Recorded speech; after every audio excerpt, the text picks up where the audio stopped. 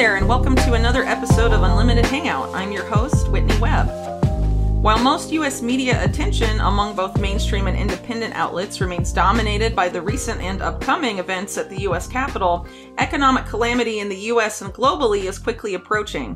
Though the realities of the economic situation are drastically undercovered in media today, there is even more silence surrounding the plans to introduce a new and truly Orwellian economic system in its aftermath, a system which forms a critical part of the efforts by the global elite to reset the modern way of life for their benefit. To discuss the current and upcoming economic situation, particularly as it relates to the coming reset for global currencies, I am joined today by Catherine Austin Fitts. Catherine is the president of Solari Inc., which publishes the Solari Report, and she is also a managing member of Solari Investment Advisory Services. Prior to her work at Solari, she held top positions at the Wall Street Investment Bank, Dillon Read & Co., and was also Assistant Secretary of Housing and the Federal Housing Commissioner for the Department of Housing and Urban Development. For longtime followers of independent media, Catherine's name may be familiar, particularly for her investigations with economics professor Mark Skidmore into the missing trillions stolen out of U.S. government accounts, including from the Department of Defense and the Department of Housing and Urban Development, as well as her work on exposing FASAB 56, the relatively new government accounting practice that both enables and obfuscates the mass theft of taxpayer money from U.S. government accounts.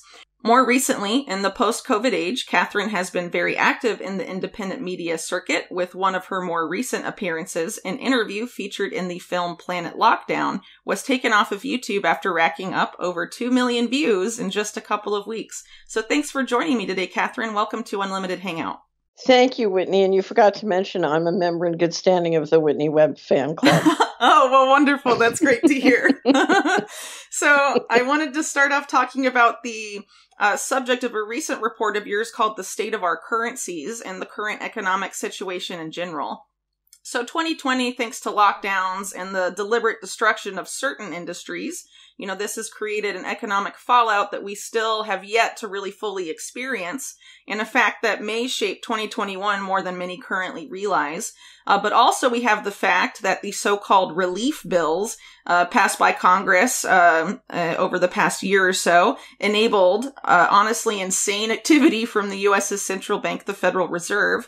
So, Catherine, what is the state of our currencies, and how do you see this controlled demolition of the global economy playing out over the next several months? So, in August 2019, the G7 central banks approved a plan called the Going Direct Reset. And in my view of the world, the Going Direct Reset has two goals. One is to keep the dollar system going. So the process expands the dollar as reserve currency for longer, while they bring in a new system. And I would describe the new system as the end of currencies, because they're looking at bringing in a financial transaction system that's all digital and is literally a complete control system. We saw a great presentation on cross-border payments by the IMF during the most recent round of IMF World Bank meetings, and you had the general manager of the Bank of International Settlements, which is the central bank for the central banks in Basel, Switzerland.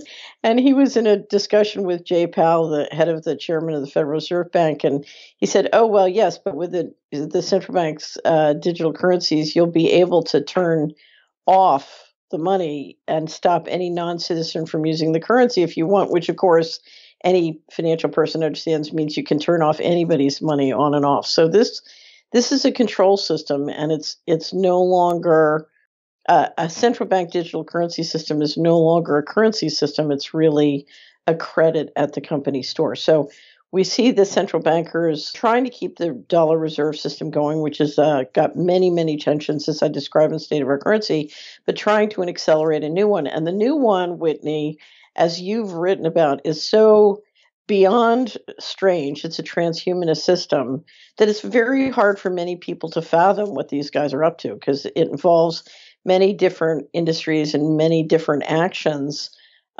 But it literally means building out a smart grid into the intimate levels of our lives and bodies. And it's hard for most people to believe that anybody would want to use new technology to do it. So they're headed in to a very different governance and management model. They're literally changing us from markets and democracy into technocracy that requires very highly central control. And of course, the question, if you're the central bankers, is how do you market the system? The world is not ready to have another financial crisis in the process of reengineering to a whole new system. So we have come up with yet another invisible enemy. This time it's not terrorists, it's viruses. And not to say that there aren't some real serious health things going on at the same time.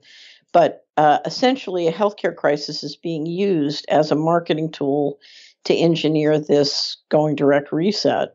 We also have an effort by the World Economic Forum to engage a part of the population in a conversation, which I see as, mostly a distraction, but it's a great way to run trial balloons and keep everybody away from the central bankers who are very busy trying to do something which is, as gruesome as it is, it's very hard to do. So what we're watching is a global switch of the fundamental financial train tracks that we use as a global society to trade and to transact at both the retail and wholesale level. If you look at what's going on in the United States, we are about to switch teams, and the new team will roll out and push this reset globally in the governance structure very, very aggressively. It's going to look like a financial tsunami. But of course, it's going to be combined with what I would expect is going to be an even more vicious healthcare crisis.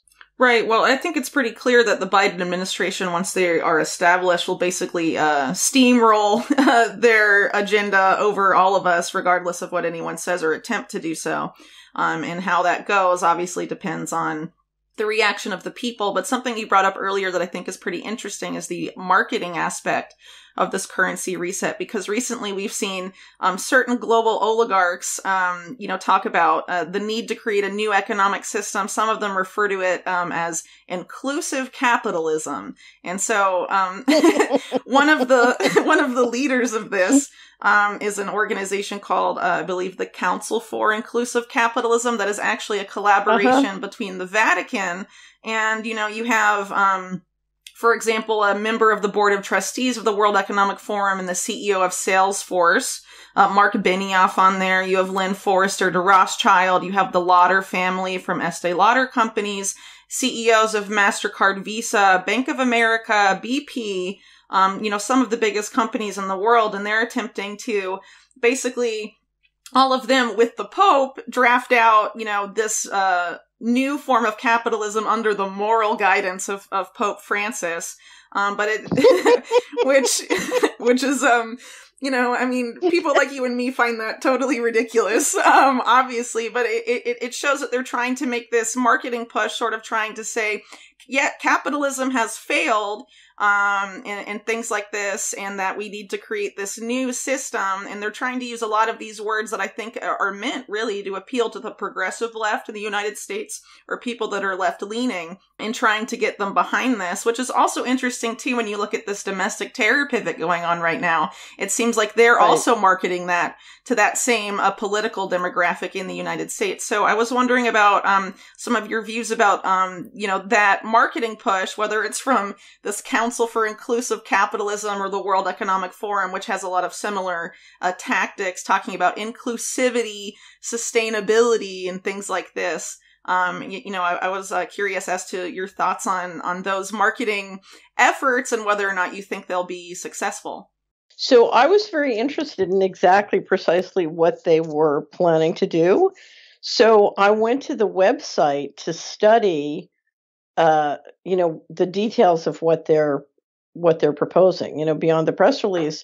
And it was very interesting, Whitney. I had to click the terms and conditions, which were basically a pledge of allegiance to their values and principles, which were still not clear to me. And I said, I can't do this. I can't pledge allegiance. If I don't understand something, I can't pledge allegiance. But it was really you had to pledge. And so I said, well, I guess I can't. So I've never been able to drill down and see the details of what they're talking about. But I will, let me not take them, but things like this, because I just published a big wrap up on ESG investing, and which is the same kind of philosophy that they're promoting. And what is phenomenal is if you understand the federal credit. So you've done a great amount of work looking at what the federal credit does and how it engineers inequality, and sort of how the system works and the contracts work and the money works. What you know is the governmental structures are being used to engineer phenomenal amounts of central control in a way that's not economic and certainly is not in the principles of capitalism, because it's, I keep telling people we're getting capitalism confused with organized crime here. And so if you understand where the inequality is being engineered and how it's used, the federal credit mechanism and the central bank treasury mechanisms are used to sort of engineer the economy and engineer inequality. What is really funny is to see the people who've made fantastic amounts of money from engineering this inequality talking about inclusive capitalism. Because what I would say is inclusive capitalism comes about by lawful interactions. And when you run the economy on an illegal and lawless basis, engage in massive amounts of crime and warfare, you then turn around and require everybody to engage in whether it's ESG investing or inclusive. There's a hypocrisy here which is so frightening. You wonder whether they don't understand what the system is or whether, they just assume we're so stupid. I'll never forget one of the magical moments to me during the Yellow Vest movement was Macron, to his credit, went out on the streets and tried to talk to the yellow jackets. And he would engage in these conversations with them, and they had this look of absolute horror because they realized he had no idea how the economy works. Even though he was a banker before, right? Right. I used to be an investment banker on Wall Street. So you come up a very limited ladder, and you're just engineering transactions which are fed by this federal credit mechanism that's rigging everything. So you really don't understand. When I left Washington, I moved to Hickory Valley, Tennessee, which is a farming community. And I spent, 10 years in an economy where you have to sell it for more than it costs you to make it, and government's not going to show up and save you. It's a very different world. And if you've ever run a business, or tried to be an independent journalist, you got to make the economics work. So they're sitting there in the street talking with Macron, and they're realizing this guy has not a clue about, these are people who get up every morning. They have to make the plumbing work. They have to make the electricity work. They have to make the home building work. They have to make the roads work. They have to, so they understand productivity. And a lot of what, has happened in the last 5 years is not populism. It's a productivity backlash. It's people who know what it takes to get up and do the world's business, and they don't want central control because it's very wasteful economically. I mean, that's the magic secret in here. When you try and run things on a central basis, it's unbelievably depressing to the real economy. If we could, in theory, practice civilization and have much freer markets and much freer liquidity, the wealth on this planet could be many, many multiples of what it is. Right. Now, there are a whole variety of reasons why the people who run things want to maintain central control, including for legitimate reasons of risk management. But we've gotten ourselves into a bind as a human race where they're trying to make it work for them, and we don't understand what's really going on. And the cycle of disrespect between the leadership and us has gotten to unbearable. It's gotten to an unbearable place, and they kind of feel the way to get us to go along with their economic plan is to have a healthcare crisis or some of these other things. So, I talk a lot about invisible enemies. So they're big on invisible enemies and divide and conquer, and we're seeing that work now. But here's the reality. The reality is the economy absolutely needs a reset. And the question is, are we going to have a reset that leads to a human civilization where we decentralize money creation and bring the money creation back to a place of integrity? Because right now it's in the sewer. Or are we going to have a transhumanist society where we continue to allow the central bankers to have a monopoly on printing money, and basically they make it work with complete and utter control. And it's not, it's not inclusive capitalism, it's slavery. Well, I think what they may mean by inclusive capitalism is that we will all be equally included in the neo-feudal underclass while they're on top. I mean, maybe that's what they mean by inclusive.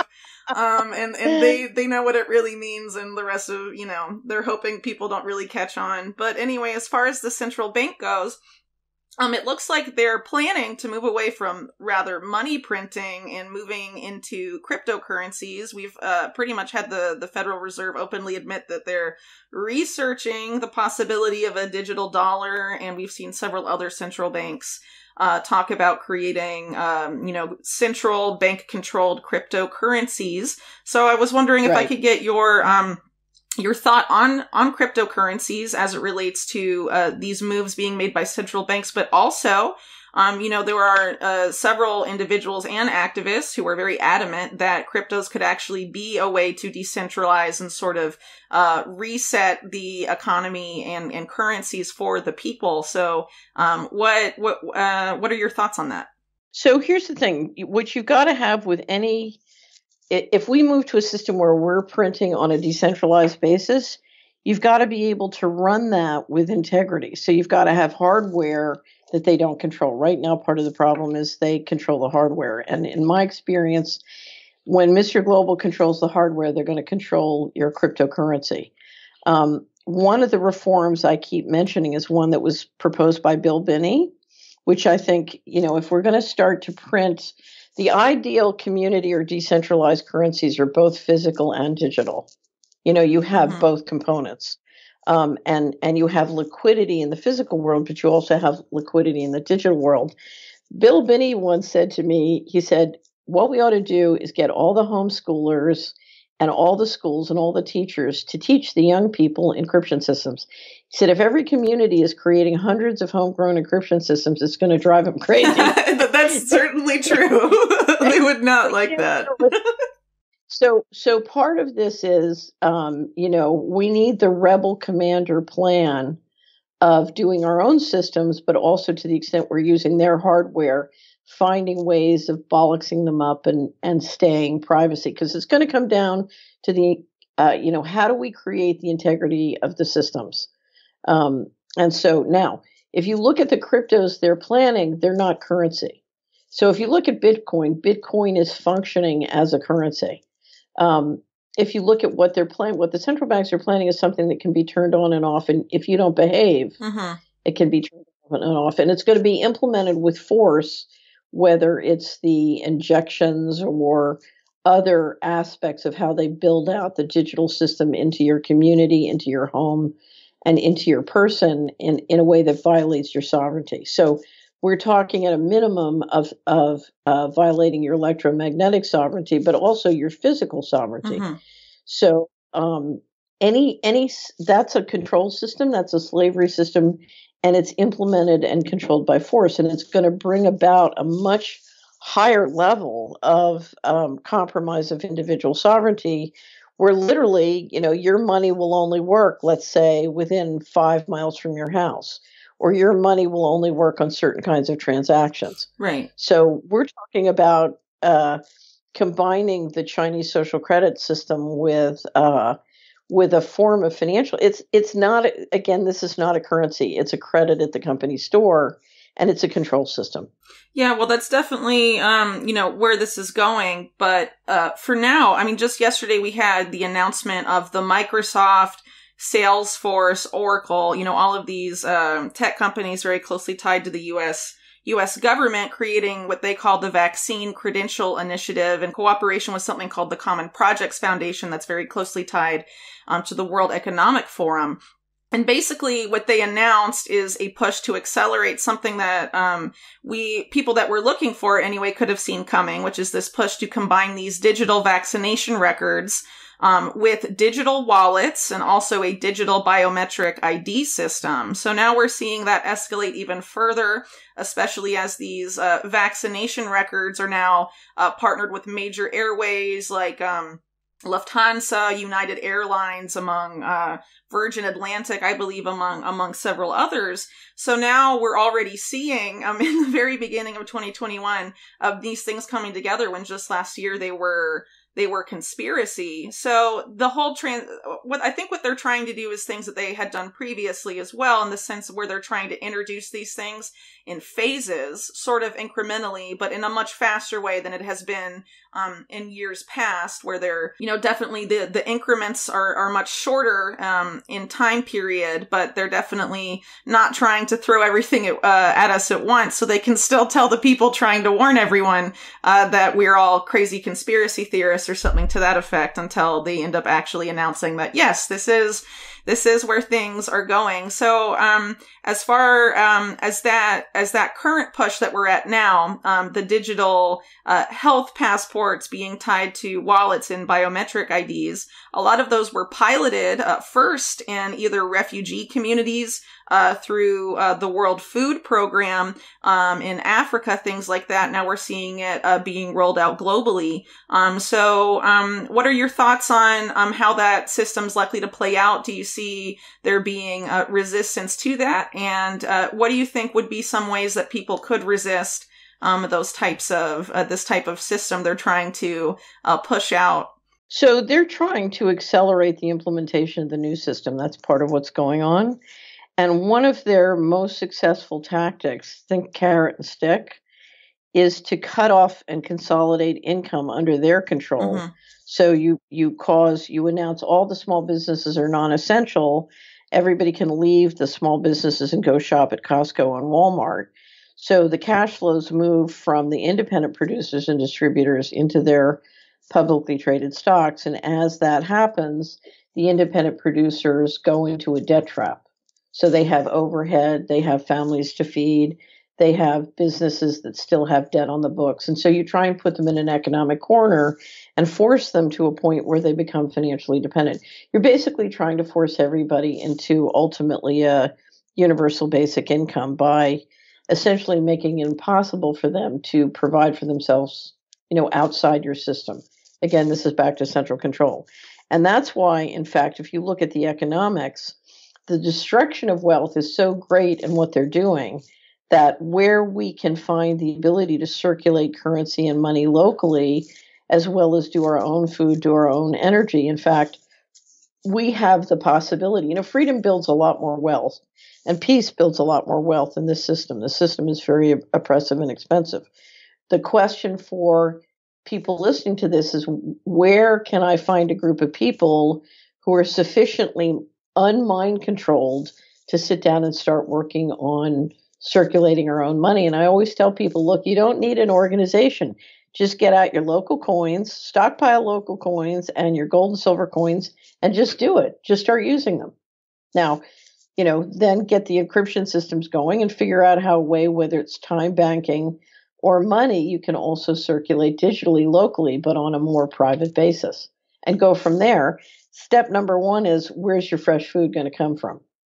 So, and I've never met a local community, with rare exception, that couldn't significantly improve their economy by building much more local food. Yeah, I definitely agree with that, especially now that it's come out that Bill Gates is now the largest owner of U.S. farmland. Which is really crazy to think about. But in the short term, a lot of people, especially if we're talking about currencies, a lot of my listeners are, living in the United States and are, curious about what's going to go on with the dollar. Of course, the dollar is has been for several decades the world reserve currency. It currently looks like that system is quite precarious. For various reasons. So, this controlled demolition of the economy, obviously, in order to do that and destroy currency, you would have to destroy the world reserve currency at some point, or at least, demolish it internally and then publicly reveal that it's been totally wrecked. So, what are your thoughts on, how the dollar will play out in over the course of this year or so? So the dollar is much stronger than it looks.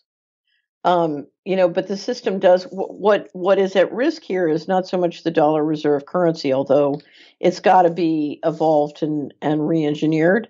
What is at risk is you've been maintaining a false prosperity in the G7 populations, and you've been doing it primarily with the China and Asia trade, and China and Asia are not going to play that game anymore. And so you're looking at your general population and saying, okay, how am I going to get them to change without killing me? Especially because you've had a financial coup d'état and they've shifted away so much money. So you've got, what's at threat is the general prosperity that the population has enjoyed. Now, what they're going to do, what I think Biden's going to do, is number one target. They may not say this too loudly publicly, is to bring in the guns, because the number two target, a la Gates owning the farmland, is they want the real estate and the land. So America, and particularly the Mississippi Valley and the Great Plains, is one of the great breadbaskets of the world. So they're absolutely after the real estate. And if you look at the Green New Deal, basically the Green New Deal is air cover for we're going to come and take all your real estate. Yeah.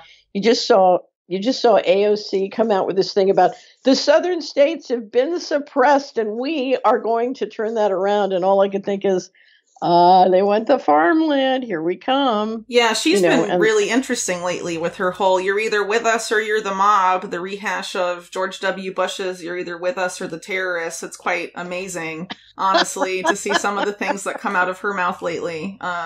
Really, it's beyond. So then I think the next thing they're going to do is they're going to approve in the Senate. Now that they control the Senate, they're going to approve two things. One is the domestic terrorist law, which we need to talk about, but the other is the SDRs for the IMF. The House in 2020 voted the $3 trillion that they've been trying to do since 2008 for the special depository receipts for the IMF. If the Senate approves that, then the IMF has the money they need to wander around the world and buy everybody into the digital system. You're also going to see the Fed offer swap lines in exchange for countries around the world agreeing to go along with the system. So this is going to be a financial tsunami, and I think with it is going to be a pump of the cryptos, because they want as many people as possible using and getting in and getting enthusiastic and making money on cryptos, because that's part of building out the crypto system, sort of getting everybody into a trap. Because remember, once the central bankers bring out their cryptos, they have a lot of ways of wiping out the whole community if they want, or consolidating it. So we're going to watch this financial tsunami of financial methadone come out, both domestically and globally, and it's going to be carrot and sticks. You're going to try and buy everybody into your system, whether it's with a universal basic income or, real estate deals in the opportunity zones, or, various kind of transactions. There'll be a new big stimulus bill pretty quickly once Biden goes in. And at the same time, you're going to have sticks, so that if you don't play ball and take the financial methadone and do what you're told and, inject whatever they're injecting into our veins, there's going to be a series of sticks. So they're planning on going full speed ahead. It was one of the reasons they wanted so aggressively to change administrations. Yeah, I think that's true. Going back to the point you made about the IMF, I think another tactic they're likely to use is something they've been trying to do actually with Argentina since the early 2000s and the economic collapse happened there, which is debt for land swaps, which then makes it quite easy for them to obtain large amounts of real estate via that method. They haven't been successful in Argentina before, but given everything that's gone on recently, they may be. So we'll see how that plays out. There was a series of great interviews and research done during the 90s on the games the IMF played in Latin America, both by Naomi Klein and Greg Palast. And you really saw the model there. And Klein and her husband made a documentary called The Take, which we're going to use as one of the movies. We're just about to publish with John Titus a big piece for the 2020 annual wrap-up on the Going Direct Reset. And we have movies on economic change, and one is The Take on the games they played in Argentina. And I think if you want to understand how to navigate the next year, looking at the games they played in Latin America as well as the games they played on the rape of Russia. We've done a lot on the Cillier report about the rape of Russia and how it worked. And, there's no doubt about it. They believe in disaster capitalism and shock treatment when they want to do a radical reengineering. This is how it works. So I think the Argentine example is a very good one for people to understand. Right. I mean, their economy basically collapsed. It was really a wild time to read about. I mean, I was quite young when it happened and I wasn't living in South America, but I've heard a lot about it since then. And it's really, it's important to remember that people have lived through economic collapse before. Maybe that's kind of a foreign idea to a lot of, Americans or people in some other countries that haven't lived through that, but looking to those past events and examples may be very instructive for what's coming. I don't think their economy collapsed. I think it was destroyed. It was collapsed. Well, intentionally, yeah. Starting with the Menem administration in the early 90s is really when that started to pick up, and all throughout the 1990s, it was really a very crazy. It was definitely engineered to happen. I definitely agree with that. But really quickly, I want to pivot back to UBI, because this is another one of those things that was actually originally dreamt up, right, by the father of neoliberalism, Milton Friedman, but recently, just in the past couple of years, has become championed by the progressives, who you would think would be very opposed to anything that was promoted by Friedman at one point. So it's interesting to see someone like Andrew Yang come up and promote this whole idea. And I think what a lot of people don't really get about, at least that are proponents now of UBI, what they don't get is that this is being coupled with an effort to completely automate the economy. So it won't be just a basic income that you can supplement with your job. It will be your only income. So do you have anything to add to that about UBI? Do you agree, etc.? So this is part of if you combine this with a digital financial transaction system, which is a control system, and the kind of surveillance we're dealing with, what Glenn Greenwald called the one-way mirror, you're talking about making people entirely financially dependent and putting them in a situation where if they don't do exactly what they're told, you can basically cut them out.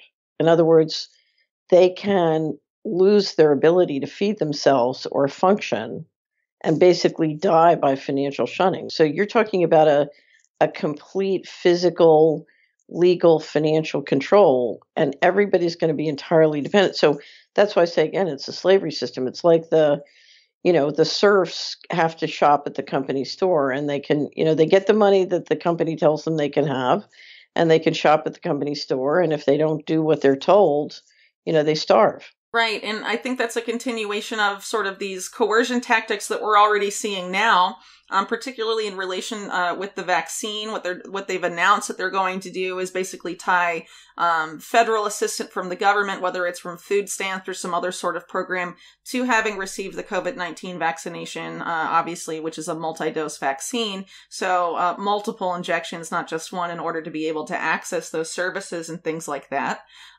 which is just... I mean, the extent of this is just really. So let me just say one thing. The wonderful advantage I have is having worked.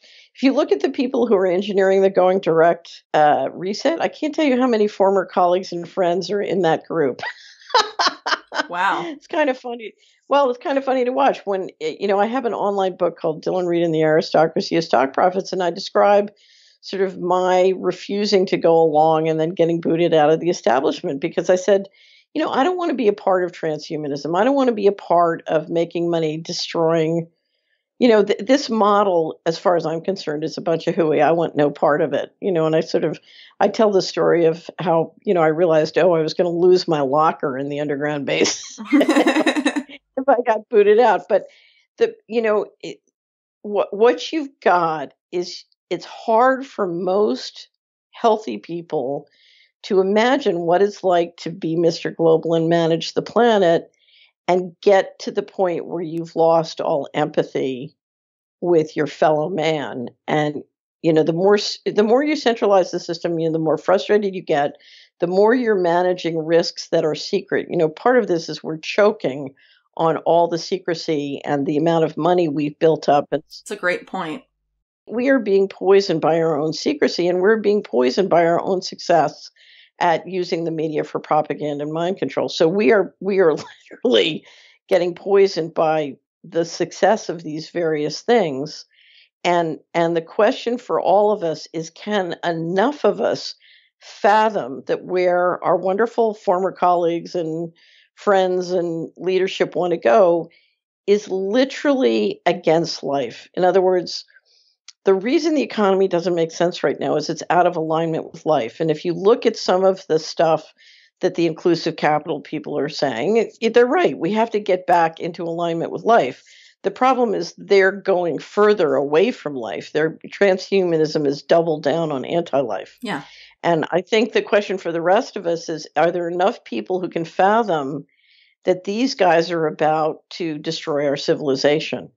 And what we need to do is we need to come up, they don't believe that we will be responsible and take responsibility to make things work. We need to come up with the people's reset and get this thing to work, including attracting many of them back onto the pro-human, pro-life team. Absolutely. Mm-hmm. So, right. So part of what is happening in this process is we're starting to see a very healthy discussion. In the second quarter wrap up, I mailed you a copy, I think, but you probably don't have it yet. We did a first section called Pandemic Heroes, and it was all the doctors and scientists and lawyers. And in fact, you, Whitney, are one of the Solari Pandemic Heroes. Oh, cool. And what you see is you have such amazing, incredible talent. Some of the most talented doctors, scientists, journalists, lawyers, activists in the world, and they're all leaving the establishment and saying, no, this won't work. We're not going along. We need another plan. And what's starting to happen for the first time in 20 years that I've seen is significant talent breaking out of the establishment and saying, a bunch of hooey, let's come up with something better. And if you look at what those people accomplished in 2020, they saved millions of lives by getting out there, by digging for the truth, finding real solutions, getting real therapies for people who are getting sick. They've saved millions of lives, but it was their transparency and their collaboration and their courage. Many people got their licenses pulled, they got fired. Yeah. One of my favorite lines of the year was Dr. Stella Emanuel from Houston, who had great success with hydroxychloroquine, and she was from Africa. So she knew all of Africa has been using it for decades. It's very safe. Anyway, so they sent some hit guy from the local Houston TV station to interview her. And he's really, this guy's a slither. And he says, well, if you keep using this and saying this, you could lose your license. And she leaned over and looked at him and she said, let me ask you something. How many people should I let die so I can keep my license? Wow. Yeah. I like that lady. That's blunt. He deserved that. He deserves that. Well, that's what it comes down to. Are we all going to turn into desk killers? Is that what we're going to do? I had the same moment in Washington. I turned to a guy I had running one of our big accounts. And I said, how many, because the government, Andrew Cuomo was trying to get us to do something that was both illegal and would make it easier for HUD to throw lots of innocent families out on the street.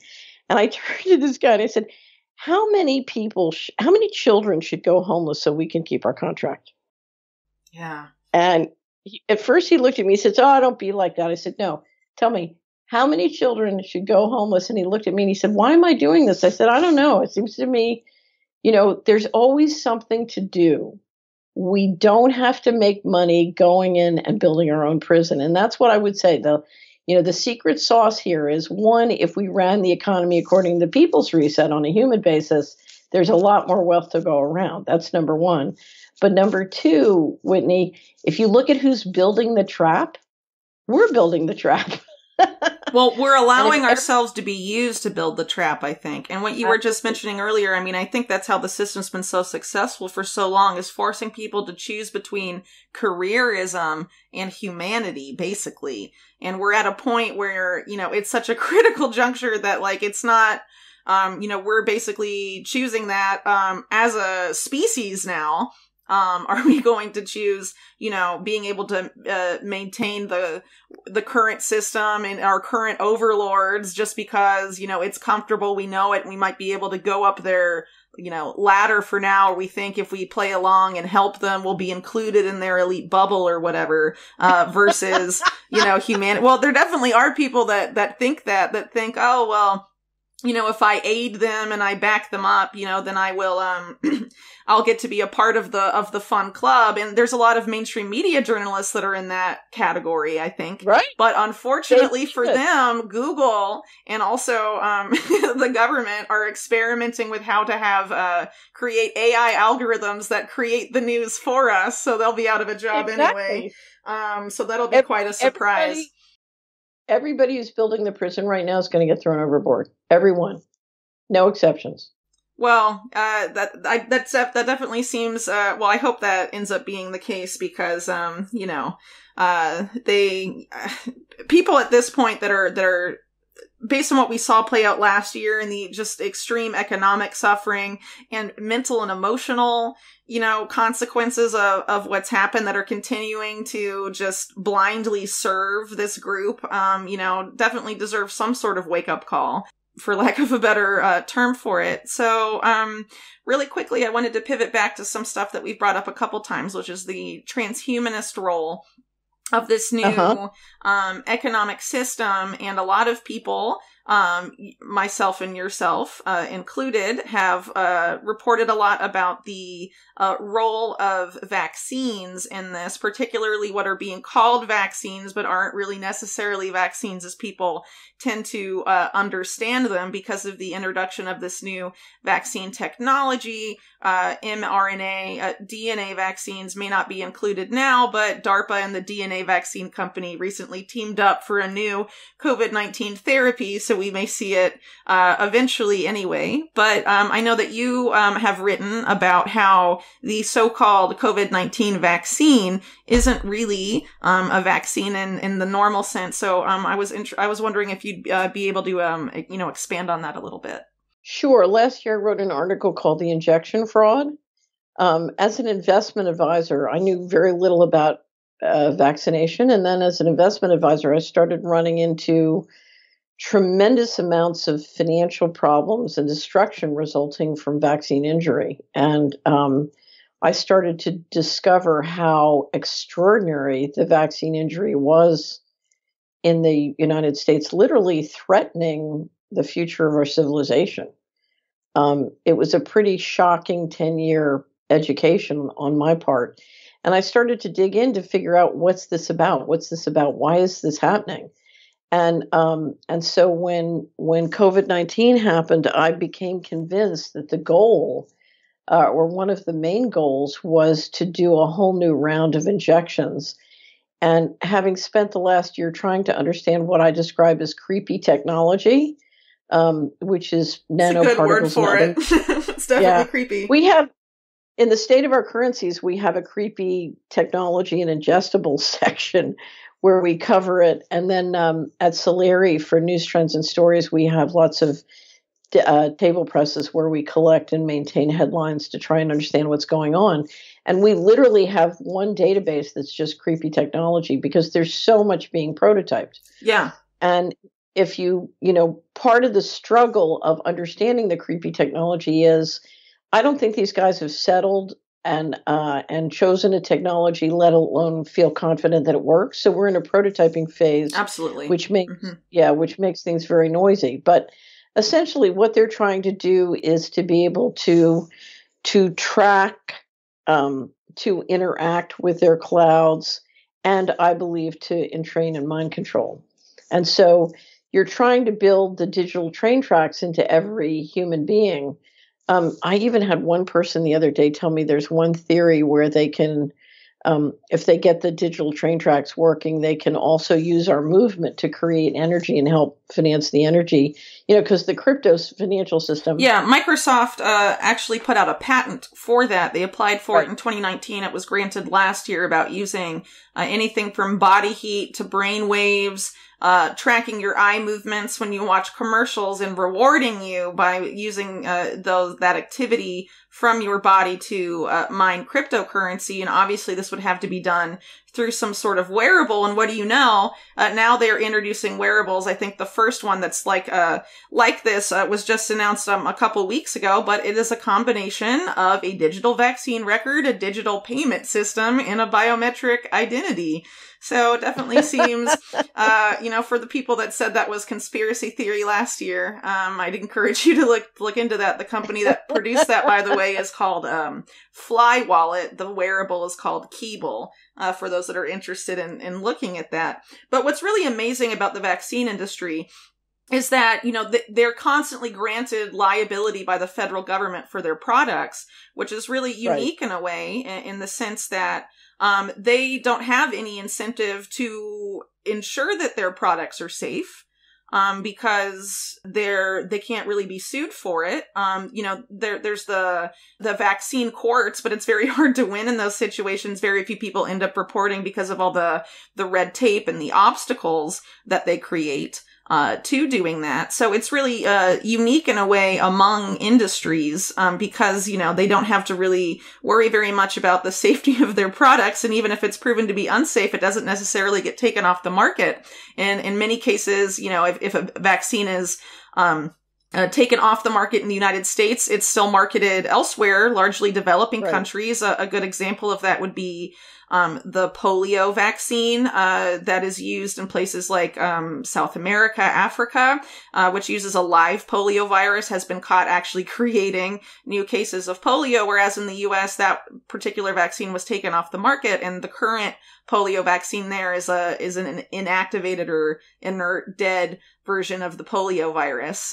So it's just a really crazy industry when you think about it. But, criticism of the industry and how it's set up is just treated as being anti-concept of vaccine, which is just, I think, a really insidious argument, especially when you're talking about the vaccines coming out now that are using this unlicensed, untested technology. It would make, it's a reasonable position to want more time to see how that's going to play out, how it's going to affect people's health, when it's hugely understudied even by, mainstream media accounts, right? So it's definitely wild to be accused of being called anti-vaccine or anti-science and all of that stuff.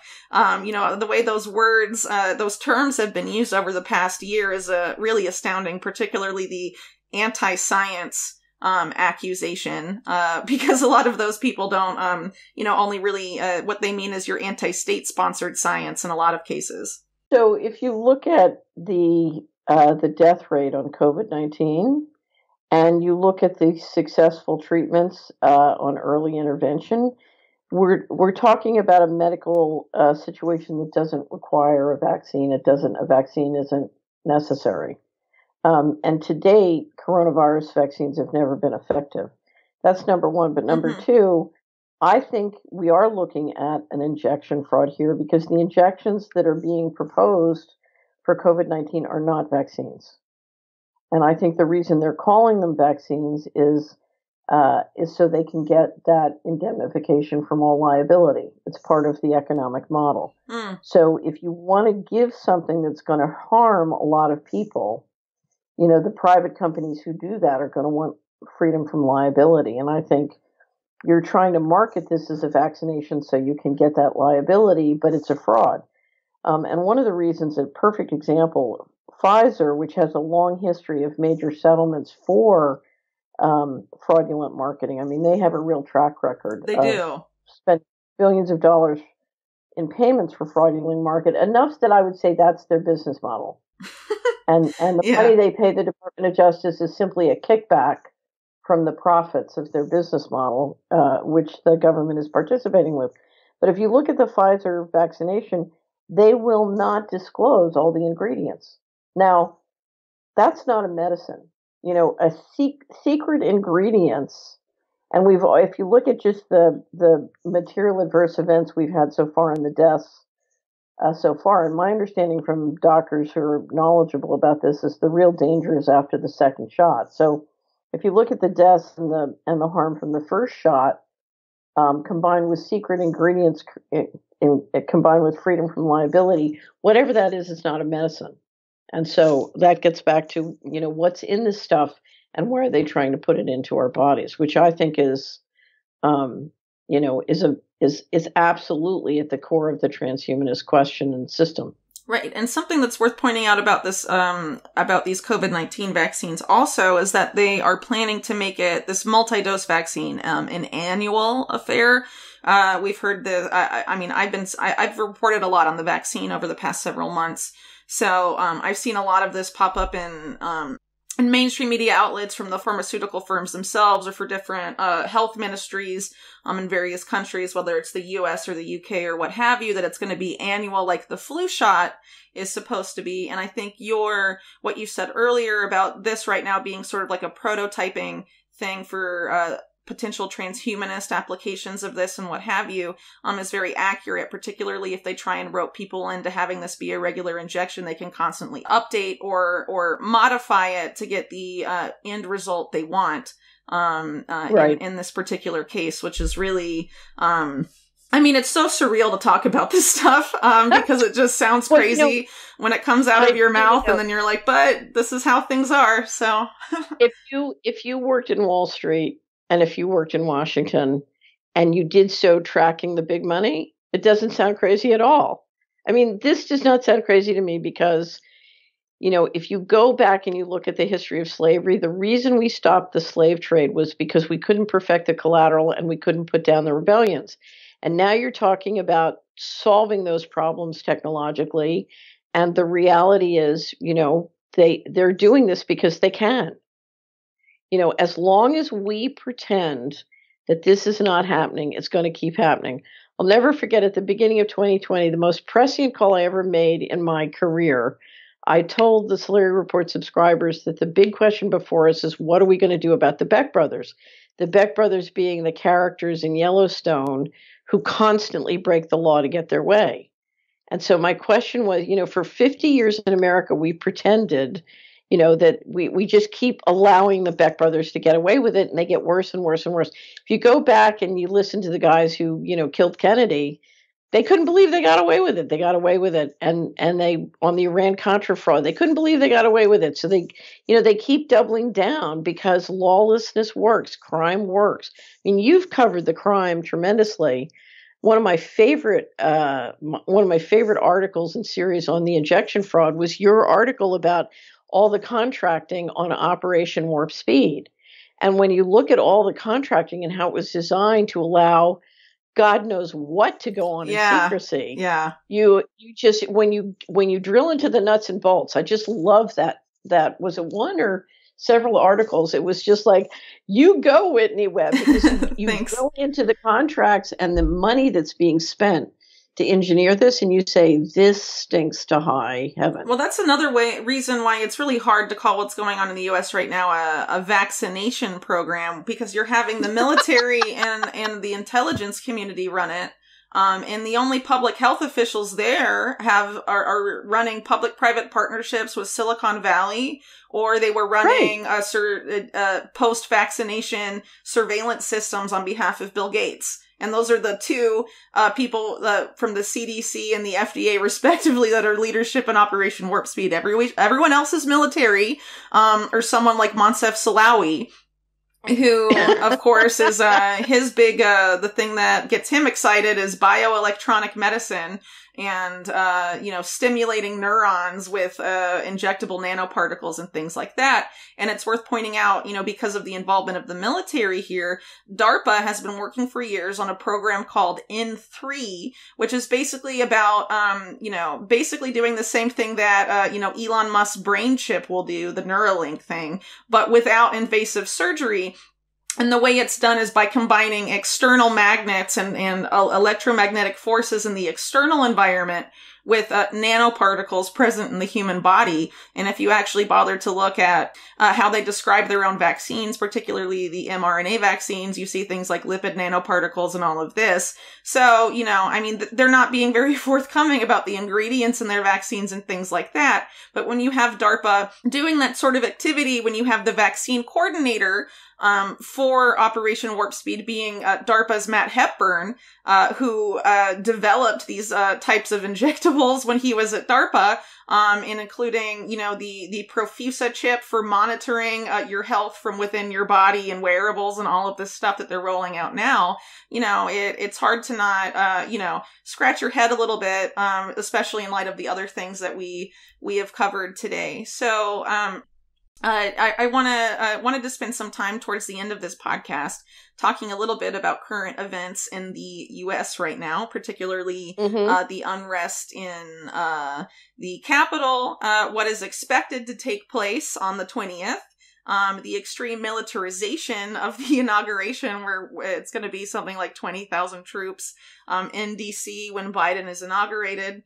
In the different legislation they're pushing and things like this. Obviously a lot has happened in the past week or so. But several people saw this push coming, years before. They've really been setting this up ever since DHS was created in a sense. I'm curious to hear, your thoughts not only on last Wednesday's events, but, what other types of events like that we can expect to see going forward, and ultimately what you think this coming war on domestic terror may look like and what it may mean for Americans. So I think, Biden has a long history of building the military, the prison industrial complex, yes, and the sort of central train tracks of enforcement, whether it was the civil and criminal money penalties and the Patriot Act, et cetera. So, his role in judiciary was very much building the train tracks of the police state and sort of building the war on drugs out to the war on terror. So he has a long history here. I think January 6th was a reality TV show, was a staged event. We had a correspondent who went down and covered it, and her article on it says, "I feel used," because she was. Everybody down there was used to stage this event. And, it was very organized. The Capitol Police basically showed people how to get in. Yeah. They opened the gates and escort them in. Some of those videos are wild. Yeah. Yeah, it was a very cheap, it was very cheap. It was very obvious. It was very disgusting. And I think part of it was to get the Domestic Terrorism Act, but also, again, to make the victims, blame the victims. So the people who stole the $21 trillion want to make sure these people don't get together and get it back. And the presidential election, to a certain extent, has been used as a distraction. Now, there has been a real competition and a real process, but essentially all the people who should have been figuring out community currencies and growing a local food system, yes, have gotten tricked into spending massive amounts of time on the squabble on the pro-centralization team as to who's going to control the federal and the FASB 56 spigot. And, it's a terrible waste of their time. So, now, what's the administration going to do? They're going to try and use carrots and sticks.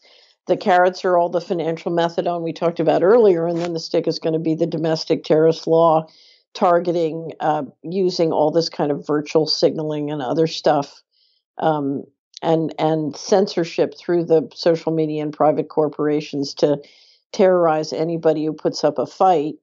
And the reality comes down to what you described earlier, which is, can enough people, and it's only going to take about 3.5% or 4%, it doesn't take a lot of people, realize what the real game is about and why, whether we sneak around to push back or we push back boldly, we cannot let this go down.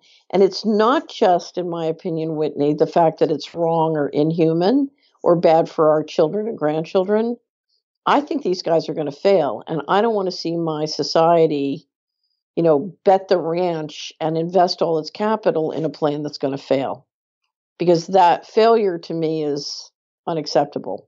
That's why I left the establishment in the 90s. And that's why I think it is contingent on all of us to turtle forward, navigate this, and keep building a human civilization in alignment with a living model so that we have something when they fail. No, I absolutely agree, but I think that's going to require, and I think it is happening to an extent, that a lot of cultural perceptions of political power and agency in the U.S. really need to change.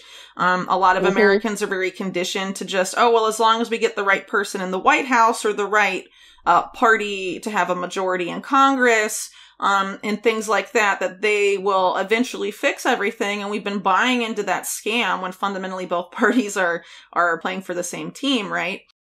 For decades and decades, and it's obviously something we can't do anymore. And I think it's really important, and I think this is happening to an extent too, that we can't rely on our national leadership to secure our basic needs anymore. It's time to take that into our own hands at the community level and be active participants in our own, communities and lives and economies in a way that a lot of Americans haven't really considered before. And I think it's really imperative that we do that. But I think a lot of people now, particularly because of lockdowns and a lot of these policies and things like that, have really been pushed into a situation where they don't have a choice. Whereas maybe a decade ago, people were like, yeah, well, I have this job and it's cushy and I can do this and I can, participate in this activity and things are comfortable. So I don't really feel like getting involved in making the change. But now we're at sort of this crossroads where we don't really have a choice anymore. And we have to stop looking for political saviors to pull us out of all of these national binds and start doing it ourselves. So here's the thing. If you think freedom is something you can get to by taking a pill, it's not going to happen.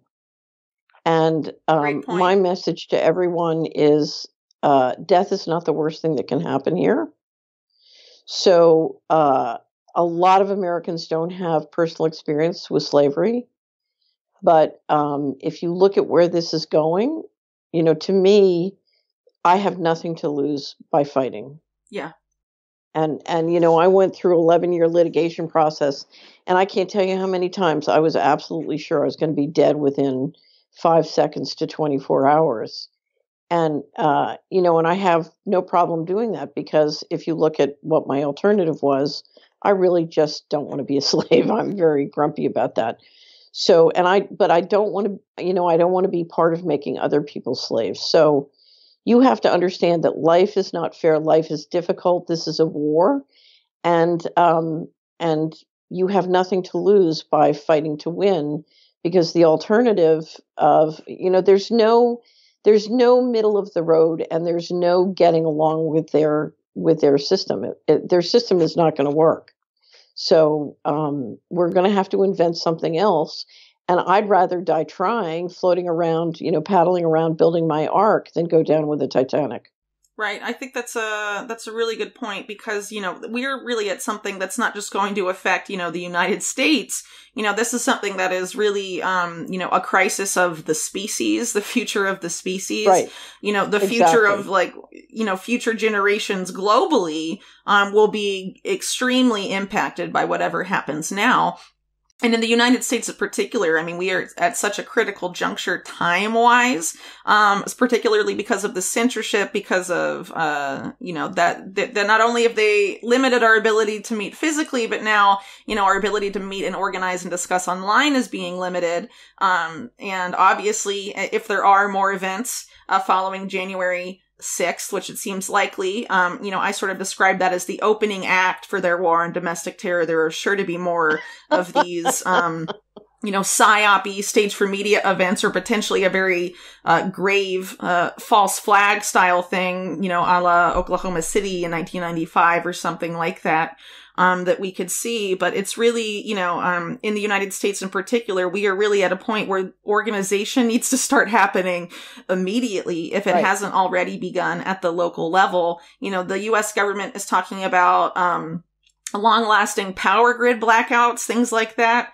If you live in the U.S. and you're listening to this, If you wake up one morning and that happens and, you hear through the radio or whatever that it could last a week or more, who are you going to meet up with? What are you going to do? How are you going to ensure that, your family's okay for that period of time and things like that? These are the things that we have to start thinking about and preparing for. And it's really important. Absolutely. That we can't go this alone. We have to build community. And this is why the divide and conquer thing going on right now in the U.S. is so insidious. Because we need our local communities and our neighborhoods and small groups like that more than ever. And they're trying to have us divided over, which candidate lawn sign we had up a couple months ago, while the people at the top are taking us all to town. It's just, totally surreal.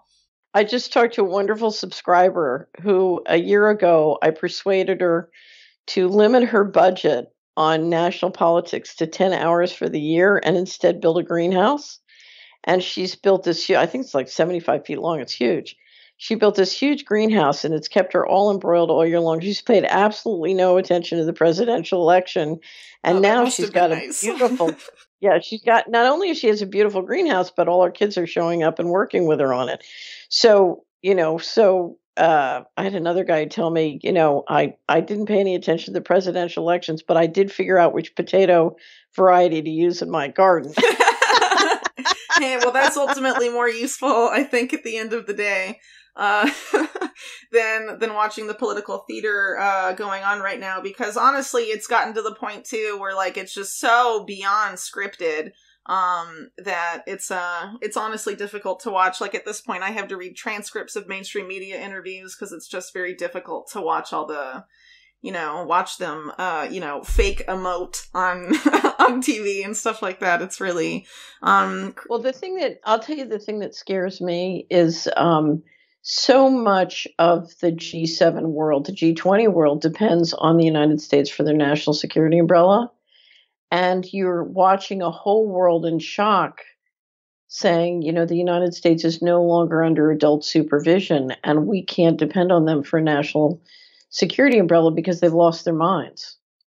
And this is a very dangerous thing. So if you look at the price we're paying globally for the shriekometer to make lots of money and have fun playing reality TV show, they're making money. But I think if you look at the harm that's being done globally, it's pretty frightening.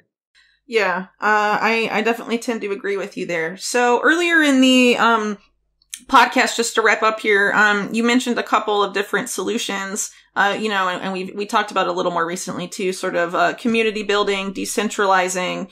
It talked about Bill Binney's suggestion on encryption and things like that. Are there any other solutions that you've come across to some of these issues that regular people can do at the local level and things like that? So there are hundreds of them, and we have a ton of public information about it at Solari.com. I'm also going to do the first quarter wrap up on take action, but it really comes down to the most basic needs of your day-to-day life and whether or not you can source, whether it's your money, your food, your energy, from people and organizations and companies that have integrity. So sit down, do a time budget for the year. Time is what's your most valuable resource in 2021. Sit down and say, okay, how can I get anything that doesn't have integrity, anything that doesn't give me energy out of my life and replace it with people and things that do have integrity? And again, that's going to come back to our networks and our neighborhoods. And, whether it's who's our banker, who's our farmer, who's providing the different kind of services we need for our day-to-day life, just get the big guys out of your balance sheet and your income statement and start replacing them with people you can trust. So our tagline at Solari is live a free and inspired life. So, put your own oxygen mask on first. Look at your time and start thinking about, okay, banks, food, energy, how can I get a more resilient, more healthy, more trustworthy, sort of ecosystem around me? And as I do that, I help the neighbors who want to cooperate with me do it, and we start to build resilience around us. Wonderful. Well, with that, I think it's a good place to end it. Thank you so much for coming on Unlimited Hangout, Catherine. It was my pleasure. Can I say one other thing, Whitney? Oh, yeah, of course. So one of my favorite quotes is from Roger Penske. He says, "Speed costs money. How fast do you want to go?" So everybody listening to this, if you really enjoyed it, I want you to do me a favor and go to Whitney's website and donate more money.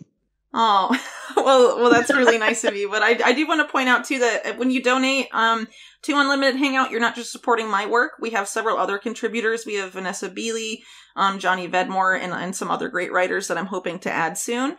So, independent media is very important to fight against the mainstream media narrative building. So anything you can do to help out, of course, is greatly appreciated. And thanks, thanks for that nice plug at the end. I have to make that plug because without good intelligence, we're not going to win. And I think what you and your colleagues are doing is providing terrific intelligence. So, Whitney, thank you. Well, thank you. And with that, we'll wrap up the episode and catch you guys next time. Bye.